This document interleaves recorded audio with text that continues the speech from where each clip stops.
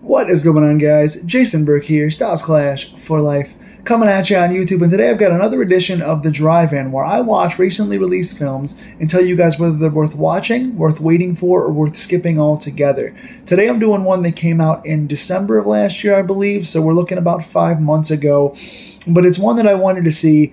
An interesting casting choice led me there, and also I love the original series. If you go back on my channel, you'll see that I have reviewed the entire franchise of Silent Night, Deadly Night, the original series. So I did all 5 films on that series. Go back in my channel and check out that franchise breakdown and ranking that I did.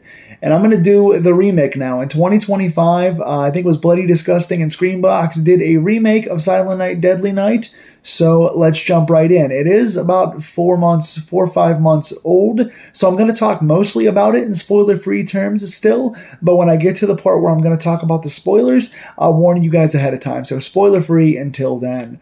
This film is written by Mike P. Nelson, Michael Hickey, and Paul Kamey, directed by Mike P. Nelson, and starring Rohan Campbell as Billy Chapman and Ruby Modine as Paula Sims. You guys will know Ruby from things like Shameless, also Happy Death Day 1 and 2. Rohan Campbell is the very famous character in the new Halloween Ends, I should say. He plays the very divisive Corey Cunningham, which made me check this out because I didn't like him as Corey Cunningham, but I didn't think it was the acting necessarily that threw me off on him, but something felt a little bit weird. He's playing Billy here in this remake, and let's just dive into it. Positives. Starting with the positives, the pace in this one is faster. They did do some things to modernize this story. While I don't think this film needed a remake in any sense, I don't think this was necessary. I do think they did some things to add and change things up without totally changing the lore, which I like. If you're going to remake a movie, find some way to make it interesting. Don't change the story that we're already familiar with, but find some ways to add to it and build upon it to make the remake justified. And they did that in some ways in this remake, and one of which was the pace did feel faster. Things felt like they moved along pretty well for the most part.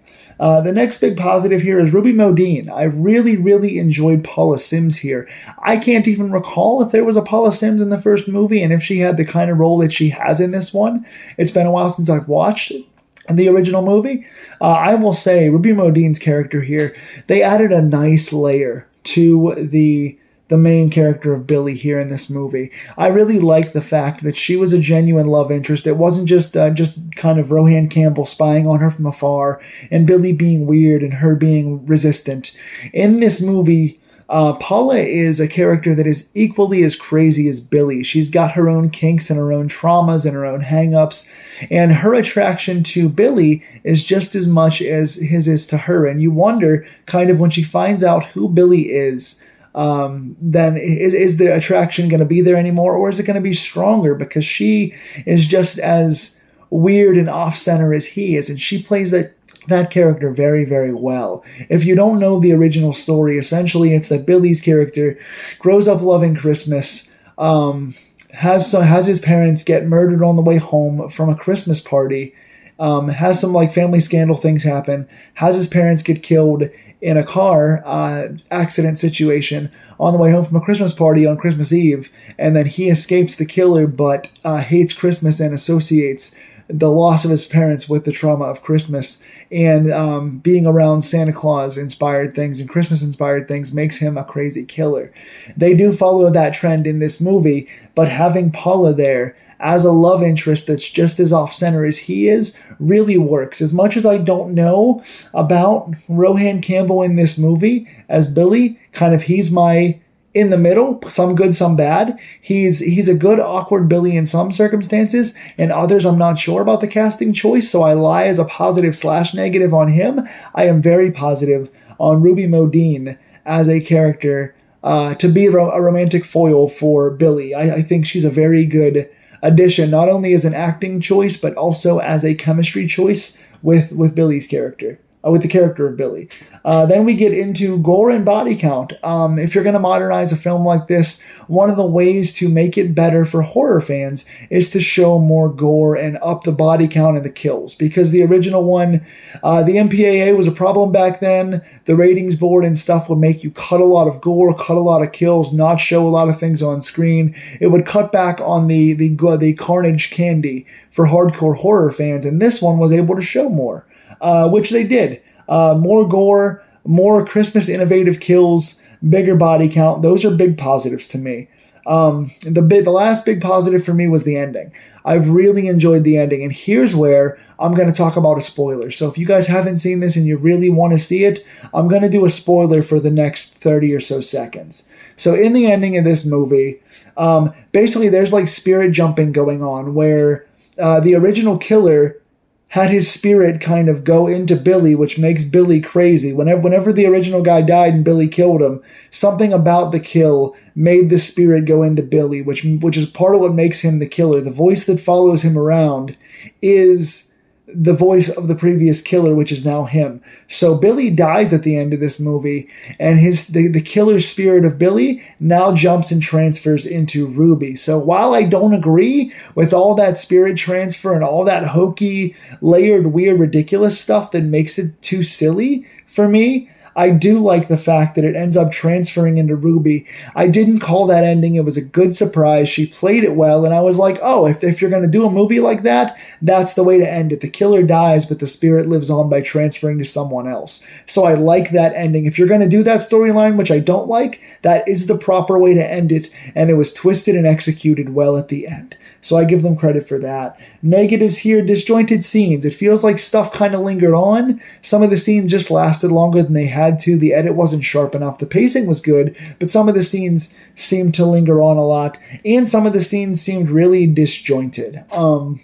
I just didn't know why some of the stuff was there. There's one in particular at a Christmas party with a bunch of Santas, and while I like the scene and it's good for gore and it's a good bit of fun and cheese, it's overdone, it lasts too long, and the logic as to why it's there is kind of lacking in some ways. They added some Nazi stuff that's a bit weird that didn't need to be there. Yeah, it gives you a giggle and it gives Billy an extra layer of like goodness to his character, but it's not really there for any major reason.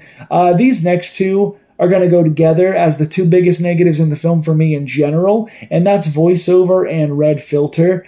When Billy kills in the original movie, he's just a quiet, silent, sweaty, angry killer that gets set off psychologically. In this movie, there's a voiceover that talks to him and tells him to kill. It's the spirit of the previous guy. And they have this voiceover, and not only is it kind of cheesy as a voice in general, but they rely on it so much. The voice is talking the entire time that it's almost like a spoof. It makes me want to go, oh my god, it's like a migraine. I want to pull the voice out of his head because it's silly and they overuse it so much that it detracts from all the serious scenes. If they had just had it once in a blue moon, either not at all and just be told by Rowan's eyes, or if they had it once in a blue moon to say something quickly and get out of there, less is more. Make a few good lines that are really punchy and then get out of there. But they had the voice way too much. These inner monologues are so literal and so on the nose and so cheesy that it kills the seriousness of the character and the seriousness and tension of the moment. And then the red filter, when he sees somebody that's evil, he turns into a red filter on the screen like it's like a dog zeroing in on its prey, or some kind of like science fiction robot in the 80s, like Chopping Mall, zeroing in on a target. It's really stupid. There was no need for it. I get they're trying to add stuff and make it more updated and more literal for the modern audience, but this was not the way to do that. And then the next one goes along with that. It's just the cheese. The cheese factor is way too cheesy in this. It doesn't have that like likable cheese of the first movie, that it's visceral but silly. A silly circumstance that's taken seriously in the first one. This one is just cheese the entire way, and the more they use that filter and that voice, and sometimes the overacting of Rowan Campbell, it's just too over the top for me. The tone is just way off. It's all over the place, and the tone is too comedic for me. So I'm going to give this movie a 4.5 out of 10. It's not a bad watch. I think it's on like Screenbox right now. It's on a few different places. It's only an hour and 36, and the movie's not terrible. Like, if you just want a background cheesy Christmas horror movie, like I said, the chemistry of the two main characters is decent. The gore is decent. It holds true to the original franchise. So if you like those, you might find this fun. It's not terrible, but to me, the tone is just off. The acting moments, some of the scenes are too long, and it's just too cheesy with that voiceover and that stupid red filter. So I'm going to give it a 4.5 out of 10. What did you think? Tell me in the comments down below. If you saw it, let's talk about it. If you haven't seen it, go check it out and give me your opinions in the comments. And please like, share, and subscribe these movie deep dives, and tell me what you want to see me review in the future. I've got 2 more coming up, aside from all my Steelers stuff. I'm going to be doing Keeper and Undertone pretty soon, and I have a lot to say about those. So come back on the channel, and I'll see you soon.